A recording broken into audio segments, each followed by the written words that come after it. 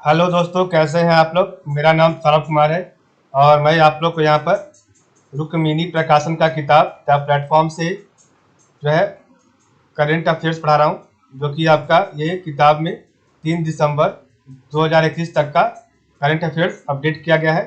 ठीक है। और ये किताब आपका बीपीएससी एवं बिहार दरोगा का एक तरह का विशेषांक भी है। तो इस किताब में हमें 600 एमसीक्यू दिया गया है, जो कि टोटल 30 सेट्स में है।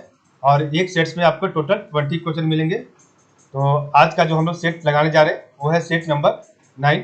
इससे पहले सेट नंबर 8 तक हम लोग कंप्लीट कर चुके हैं। तो जिन बच्चों को शुरू से देखना है, कृपया जा कृपया करके एस्पिरेंट्स एकेडमी के प्लेलिस्ट चैनल में आपको मिल जाएगा सेट नंबर 1 से।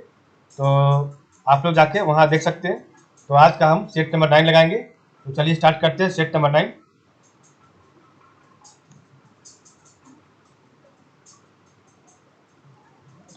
तो देखिए यहाँ पर आपके पास set number 9 question number set number 9 आ गया है।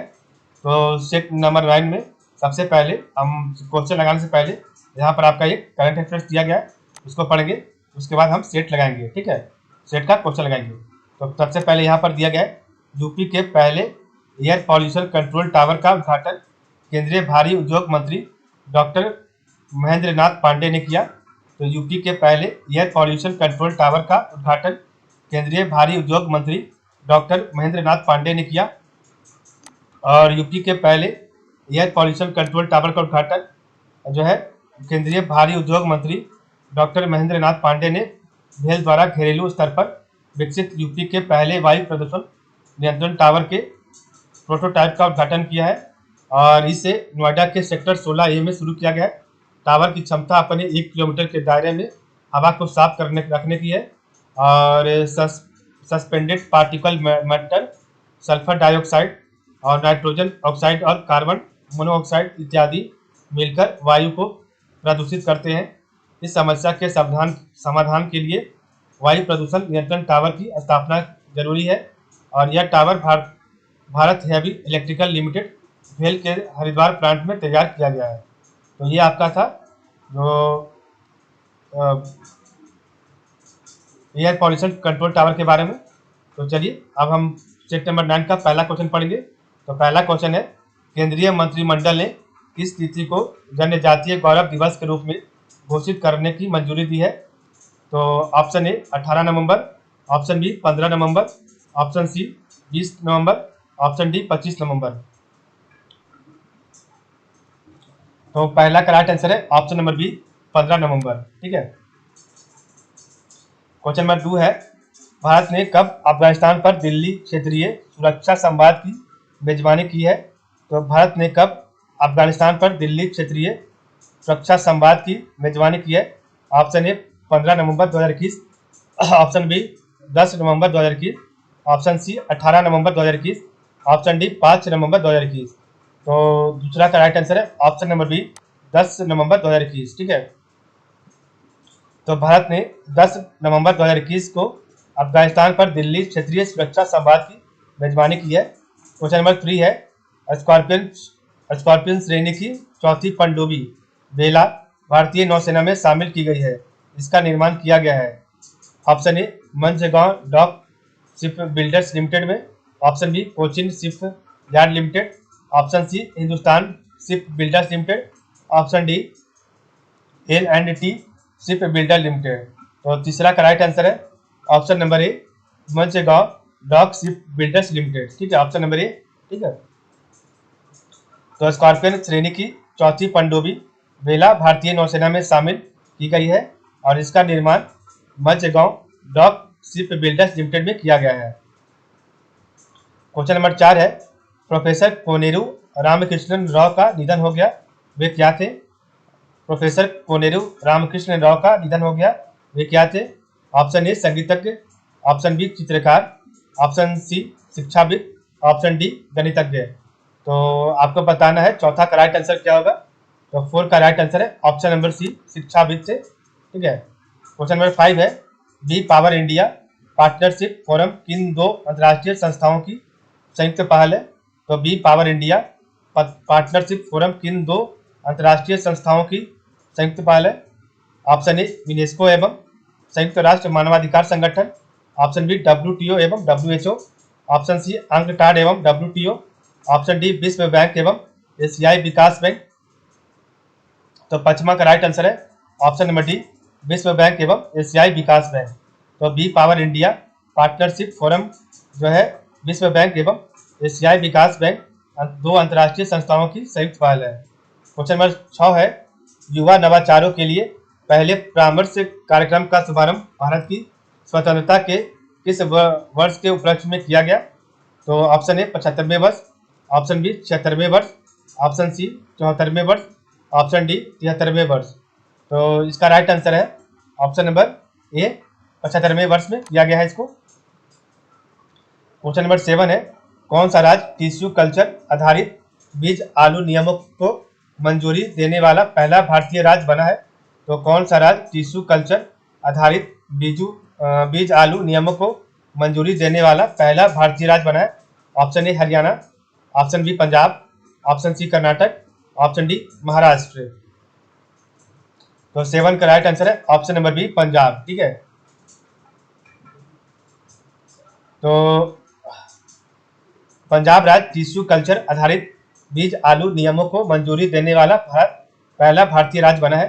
क्वेश्चन नंबर 8 है, अंडर 23 महिला विश्व कुश्ती चैंपियनशिप 2021 में किस भारतीय महिला पहलवान ने रजत पदक जीता है? Option A Divya Takran, option B Anju, option C Shivani Pawar, option D Radhika.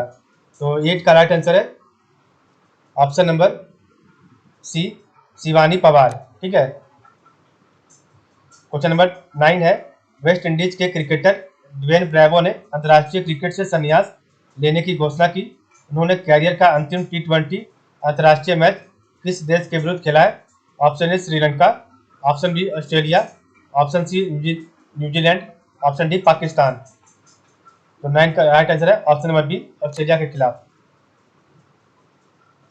Question number 10 है, ISSF presidents cup rifle pistol 2021 में भारतीय पुरुष एवं महिला निशानेबाजों ने कुल कितने पदक जीते हैं? Option A 8, option B 5, option C 4, option D 3। तो 10 का राइट आंसर है ऑप्शन नंबर बी 5। ठीक है, क्वेश्चन नंबर 11 है, national internet exchange of India ने NSDL और किसके साथ साझेदारी में डिजिटल पेमेंट गेटवे शुरू किया है? तो national internet exchange of India ने NSDL और किसके साथ साझेदारी में डिजिटल पेमेंट गेटवे शुरू किया है? Option A PayPal, option B PayU, option C Wipro, option D TCL। तो 11 का राइट आंसर है ऑप्शन नंबर ए पेपॉल। ठीक है, सॉरी, 11 का राइट ऑप्शन में भी पेयू के साथ किया है। ठीक है, पेयू। तो national internet exchange of India ने NSDL और पेयू के साथ साझेदारी में डिजिटल पेमेंट गेटवे शुरू किया है। क्वेश्चन नंबर 12 है, sunrise our Ayodhya nationhood in over time नामक पुस्तक के लेखक कौन है? तो sunrise our Ayodhya nationhood in over time नामक पुस्तक के लेखक कौन है? Option A Kapil Sibal, option B Salman Khurshid, option C Randeep Surjewala, option D Digvijaya Singh. तो 12 का राइट आंसर है option number B Salman Khurshid. Question number 13 है, जलवायु परिवर्तन प्रदर्शन सूचकांक 2022 से संबंधित कौन सा कथन सत्य है? तो जलवायु परिवर्तन प्रदर्शन सूचकांक 2022 से संबंधित कौन सा कथन सत्य है?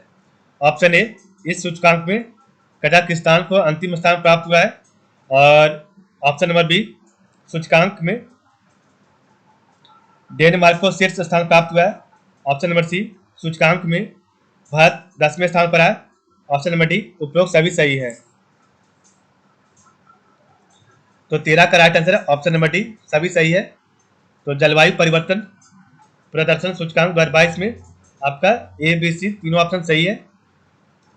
क्वेश्चन नंबर 14 है, राष्ट्रीय आपदा मोचन बल, राष्ट्रीय आपदा जो है मोचन बल है का नया महानिदेशक किसे नियुक्त किया गया है? Option A R K Bhatnagar, option B Archana Ram Sundaram, option C Sanjay Kumar, option D Atul Karwal. तो इसका राइट आंसर है option number D Atul Karwal. Question number 15 है, कश्मीर की 13 वर्षीय तजामुल इस्लाम ने किस देश में आयोजित विश्व किक बॉक्सिंग चैंपियनशिप के अंडर 14 वर्ग में स्वर्ण पदक जीता है? तो कश्मीर की 13 वर्षीय तजामुल इस्लाम ने किस देश में आयोजित विश्व किक बॉक्सिंग चैंपियनशिप के अंडर 14 वर्ग में स्वर्ण पदक जीता है? ऑप्शन ए मिस्र, option B Italy, option C संयुक्त अरब अमीरात, ऑप्शन डी जापान। तो 15 का राइट आंसर है ऑप्शन नंबर ए मिस्र। तो कश्मीर की 13 वर्षीय तजामुल इस्लाम ने मिस्र देश में आयोजित विश्व किक बॉक्सिंग चैंपियनशिप के अंडर 14 वर्ग में स्वर्ण पदक जीता है। क्वेश्चन नंबर 16 है, रिजर्व बैंक के विदेशी मुद्रा भंडार में सोना सितंबर 2020 से सितंबर 2021 तक 12 महीनों में कितने प्रतिशत बढ़कर 744 टन हो गया है? Option A 9%, option B 13%, option C 11%, option D 15%। तो 16 का राइट आंसर है option number C 11%। Question number 17 है, प्रधानमंत्री की आर्थिक सलाहकार परिषद का पुनर्गठन कितने वर्षों के लिए किया गया है? तो प्रधानमंत्री की आर्थिक सलाहकार परिषद का पुनर्गठन कितने वर्षों के लिए किया गया है? ऑप्शन ए 2 वर्ष के लिए, ऑप्शन बी 3 वर्ष के लिए, ऑप्शन सी 4 वर्ष के लिए, ऑप्शन डी 5 वर्ष के लिए। तो 17 का राइट आंसर है ऑप्शन नंबर ए 2 वर्ष के लिए। क्वेश्चन नंबर 18 है, कागज रहित प्रशासन हेतु किस राज्य सरकार द्वारा प्रायोगिक आधार पर ई सरकार ऐप लॉन्च किया गया है? तो कागज रहित प्रशासन हेतु किस राज्य सरकार द्वारा प्रायोगिक आधार पर ई सरकार ऐप लॉन्च किया गया है? Option A Madhya Pradesh, option B Gujarat, option C Uttar Pradesh, option D Kerala. तो 18 का राइट आंसर है ऑप्शन नंबर बी गुजरात।